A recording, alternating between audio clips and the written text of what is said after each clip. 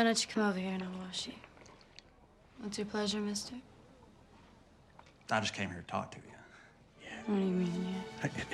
Hey. Stop. We can't do this. Time's up. Get your boots on. It's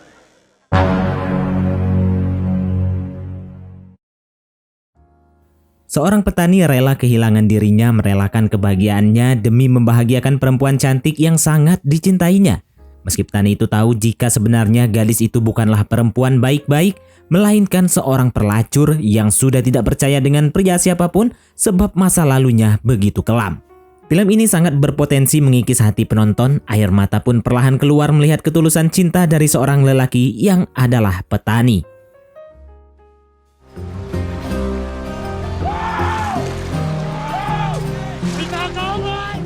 Jadi gini ceritanya. Di awal film kita melihat wanita muda karismatik bernama Angel yang baru saja selesai melayani salah satu pengembara atau penambang emas yang berhasil mendapatkan undian. Sementara di bawah banyak sekali penggemar lainnya yang lagi antusias menunggu hasil undian selanjutnya dari keputusan pemilik rumah bordir ini yang bernama Duke.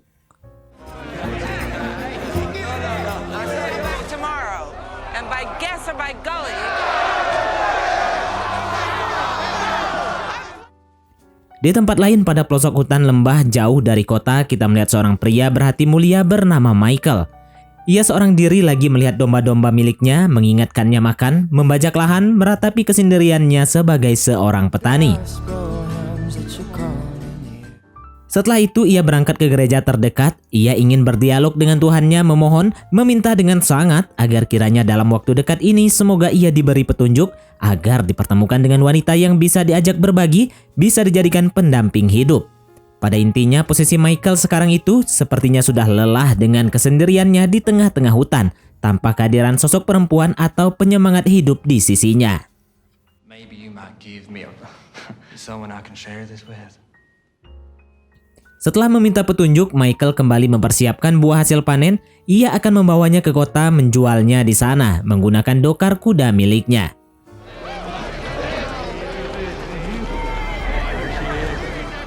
Setelah tiba di kota, pada toko pembeli buah langganannya, fokus Michael tiba-tiba dialihkan oleh kecantikan Angel yang lagi keluar jalan-jalan diantar oleh pengawalnya. Merasa penasaran, Michael langsung bertanya, siapakah gadis itu? Pemilik toko pun memberitahunya jika ia adalah gadis terbaik di tempat ini. Tapi sayang berlatar seorang penghibur pada rumah bordir milik Duke. Tak peduli, Michael di sini tetap terpesona terus menatap Angel dari ujung rambut hingga kaki, lalu meyakini jika Angel pasti adalah jawaban dari doa-doanya. What's that? There's a brothel up there. Palace. It's a daily lottery to see who gets to spend quality time with her. Nah, ketika Michael hendak balik, secara tidak sengaja ia melihat Angel dari balik jendela. Seketika tatapan itu disamarkan cahaya matahari sore oleh cinta pandangan pertama Michael. Makin menggebu-gebu, Michael di sini langsung mengorbankan hasil belian buahnya tadi, mendatangi rumah bordir hanya untuk menemui Angel. Angel pun langsung menyambutnya masuk ke dalam kamar, sebagaimana ia akan memberikan sumur keramatnya ke setiap lelaki. Why don't you come over here and I'll wash you? What's your pleasure, mister? I just came here to talk to you. Tapi salah, karena Michael datang ke sini hanya untuk mengajak Angel ngobrol, ingin mengenalnya lebih dekat, itu aja. Tapi kata Angel, kau sangat bodoh. Lihat aku sekarang, mari kita empot-empotan sekarang. Namun kata Michael, akan lebih baik jika aku menikahimu, membawamu pergi dari sini karena itulah hidup yang pantas. I shouldn't have come this way. I'm not married. I'm gonna marry you. Tapi Angel malah tertawa, lalu berkata, jika kau adalah pelamar kelimaku minggu ini. Why am I putting you to sleep now? Well, this talking is exhausting, to be You honest. want to stay here for the rest of your life. time's up. Get your boots on. It's Keesokan harinya, Michael datang lagi hanya untuk kembali mengajak Angel ngobrol, mengajak Angel pergi dari sini. Sambil Michael terus menatap kecantikannya yang menggoyahkan jiwa. I told you you'd be wasting your time with gold dust on me. Do you like the view here? Flat tops. Tapi Angel malah berkata jika obrolan ini cukup melelahkan tak berarti. Ayo sekarang kita mulai acaranya saja.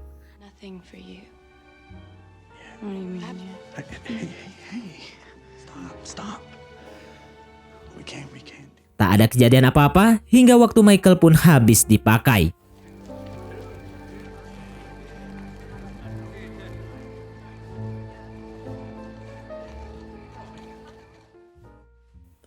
Tiba keesokan harinya sebelum melayani, Angel serta gadis-gadis pelayan lelaki pada rumah bordir ini lagi makan bersama sambil minum susu.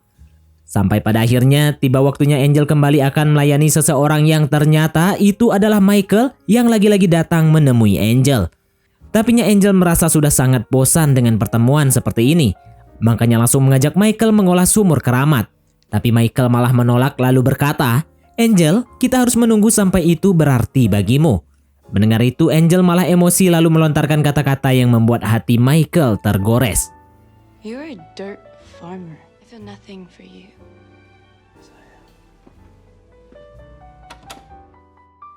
Keesokan harinya, entah kenapa Angel mendatangi ruangan Duke, pemilik rumah bordir ini. Angel mendekatinya dengan tatapan sinis, emosinya tiba-tiba meluap melihat Duke dengan santainya makan sendirian. Padahal di balik semua itu, ia hanya memanfaatkan gadis-gadis cantik, memutus harapan mereka menjadikan sebagai pemuas lelaki di sini, termasuk Angel itu sendiri. I have to have sex with so you could have this. You're fine, China. I had oatmeal for breakfast with 2 glasses. You stuff yourself like a pig! You forget where I found you. As obedient as a street dog. You have no idea how much Michael yang mungkin sudah mengalami kontak batin terhadap sosok Angel tiba-tiba bangun dari tidurnya, merasakan jika Angel sedang tidak baik-baik saja di sana. Hingga keesokan paginya Michael langsung turun dari gunung untuk menemui Angel.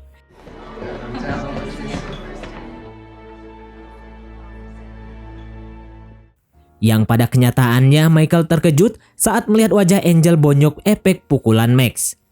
Waktu yang kurang tepat, Michael perlahan mengambil tangan Angel mengelusnya dengan keikhlasan, dan saat inilah di tempat ini Michael langsung mengajak Angel menikah, mengikatnya dengan cincin pemberian ibunya. Will you marry me?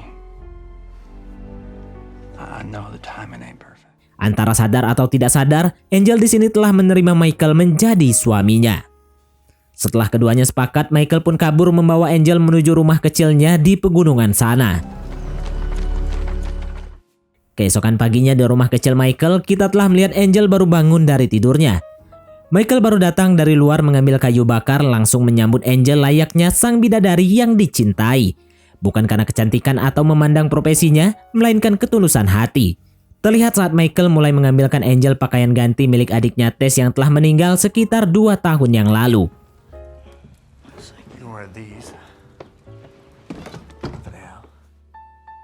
Michael mulai mendekap Angel yang masih belum sembuh total. Tapi entah kenapa Angel di sini malah mengembalikan cincin pemberian Michael, lalu berkata jika pernikahan ini sudah berakhir detik ini juga. Menurut Angel, pernikahan hanyalah sebuah perbudakan. Singkat cerita, 3 minggu kemudian di mana kondisi Angel sudah kembali normal dan kebetulan ia melihat Michael sedang keluar, Angel pun mengambil kesempatan itu untuk kabur dari sini menuju rumah bordir milik Duke. Lalu Michael yang sudah balik langsung menyadari jika Angel telah kabur dari rumah. Ia pun langsung menyusulnya. Leave me alone! I'm going back. You don't own me! Water. 19 more miles. That's cold at night. It's home. Food. 1 mile downhill. Your husband.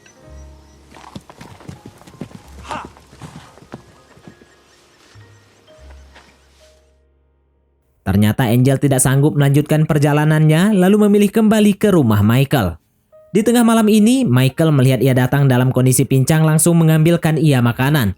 Bahkan saking tulusnya Michael mencintai Angel, ia datang di hadapannya membuka sepatu serta kaos kaki Angel.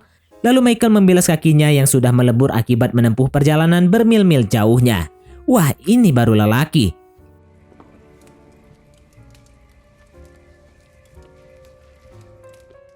Melihat Michael, Angel sedikit terharu dan mungkin sudah mulai percaya jika cinta Michael memang besar terhadapnya. 1 mile can be harder to walk than 20. Nah, keesokan harinya di mana Angel mulai memperhatikan kegiatan sehari-hari Michael, lalu sesuai janji Michael dari awal, jika dirinya akan menyelamatkan Angel dari rumah bordir serta akan memberinya kehidupan yang layak di sini. Maka lihat bagaimana cara Michael menghujani Angel dengan cinta serta kasih sayang.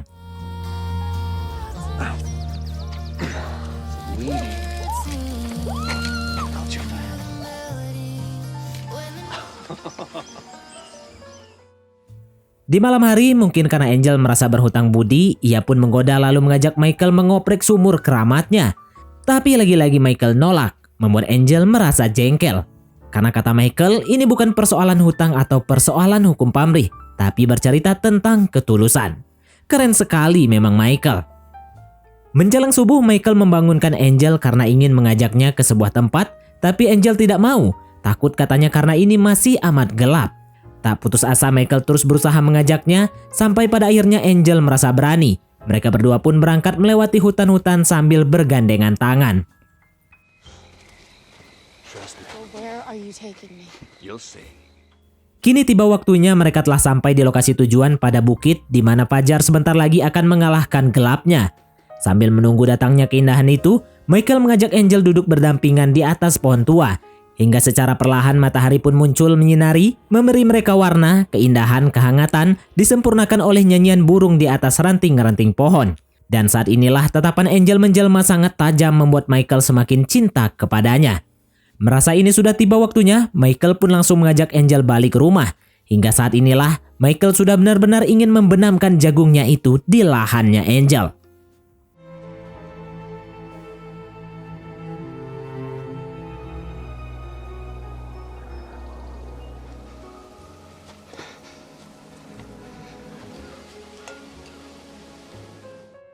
Di sini Michael kedatangan tamu dari luar kota bernama Paul, di mana si Paul ini adalah suami dari almarhum Tess, adiknya Michael. Dengan bahagia Michael langsung memberitahu Paul jika dirinya telah menikah, bidadariku ada di dalam, mari berkenalan. Angel? Lalu ketika Paul melihat Angel, ia langsung melongo melihat kecantikannya. Tapi pada suatu waktu Paul telah mengetahui jika ternyata si Angel ini adalah seorang pelacur. Ia merasa kecewa soalnya tidak menerima kenyataan lalu mendatangi Michael, memberitahunya, kenapa engkau sampai niat menikahi orang sepotong sampah itu. Tak terima Paul berkata kasar, Michael langsung menghajarnya. Keesokan harinya, kini waktunya Paul akan segera kembali turun ke kota. Lalu entah apa yang ada di pikiran si Angel ini. Dirinya datang menahan Paul karena ingin ikut ke kota. Ia mau kembali ke rumah bordir milik Duke katanya. Terpaksa Paul memberinya tumpangan lalu mereka berdua berangkat tanpa sepengetahuan Michael.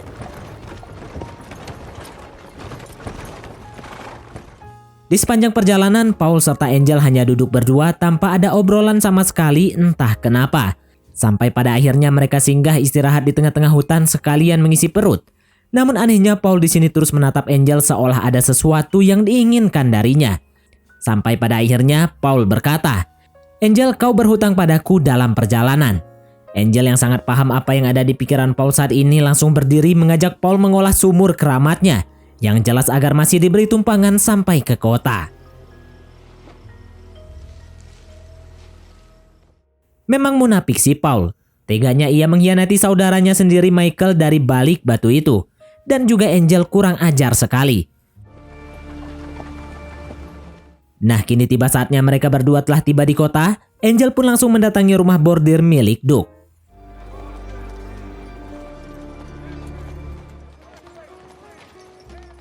Namun di luar dugaan, rumah bordir ini telah terbakar akibat persaingan bisnis. Seseorang mendatangi Angel. Ia bernama Robbie memberitahu semuanya jika Duke serta wanita-wanitanya tidak sempat terselamatkan akibat kebakaran sekitar 5 minggu yang lalu. Angel yang sudah tidak tahu kemana lagi akan melanjutkan profesinya. Kebetulan di sini ia diajak oleh Robbie ke tempatnya. Yang ternyata si Robbie ini juga adalah pengelola rumah model baru di tempat ini. Dan karena melihat ini adalah sebuah peluang besar, Robbie langsung mengajaknya bekerja sama. Dan karena sudah tidak ada pilihan lain, ia terpaksa Angel menerima tawaran tersebut. Dirinya kembali menjadi seorang penghibur di sini. Baru 1 hari Angel bekerja, ternyata Michael sudah datang mencarinya.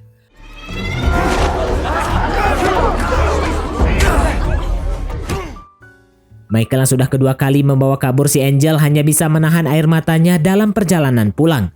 Belum lagi Michael di sini telah mengetahui jika Paul telah berkhianat, melakukan hal senonoh kepada Angel saat membawanya pulang ke kota waktu itu. Pada intinya Michael sangat kecewa, merasa hatinya seakan-akan diiris sembilu, namun ia tidak bisa menyalahkan kenyataan, apalagi menangis di hadapan Angel, karena ia adalah pria sejati oleh pilihannya sendiri. Nah, setelah sampai, barulah Michael mengasingkan dirinya dalam gudang. Air matanya pun tak terbendung yang ternyata Angel melihatnya. Stop. Let him go. Hey. Look at me, okay? Come on. I forgive you. Come on. Mau bagaimanapun Michael selalu memaafkan Angel. Dan sepertinya saat ini Angel sudah mulai membuka hati dan sudah mulai jatuh cinta dengan sosok Michael yang menghelai rambutnya. Bahkan Angel di sini menceritakan masa lalunya yang amat kelam. Dirinya telah kehilangan sang ibu saat ia masih kecil, di mana ibunya dulu juga berprofesi seperti dirinya, makanya si Angel ini lahir di luar nikah. Dan hal itu membuat dirinya trauma oleh laki-laki, memilih jalan hidup dengan penuh kehancuran. Michael mendengar itu, dirinya tak ada rasa putus asa untuk membahagiakan Angel, memberinya kehidupan yang layak bagaimanapun caranya. Sampai suatu ketika mereka berdua tengah menanam jagung beneran, membuat kita ikut bahagia melihat mereka bisa menyatu meski jalannya berliku. Lalu saat inilah Michael mulai berharap agar dititipkan keturunan atau seorang anak. Namun di sini Angel berkata jika dirinya sudah tidak bisa melahirkan lagi karena dulunya ia sempat hamil, namun seorang dokter memastikan jika hal itu tak akan pernah terjadi lagi oleh dirinya. Mendengar hal itu, perasaan cinta Michael tidak berkurang sedikit pun, lalu memberitahu Angel jika keajaiban selalu hadir. Barulah setelah itu mereka berdua kembali mendatangi puncak bukit, di mana kali ini mereka ingin melihat matahari terbenam sambil menggali sumur keramat di atas sana. Dan film pun tamat.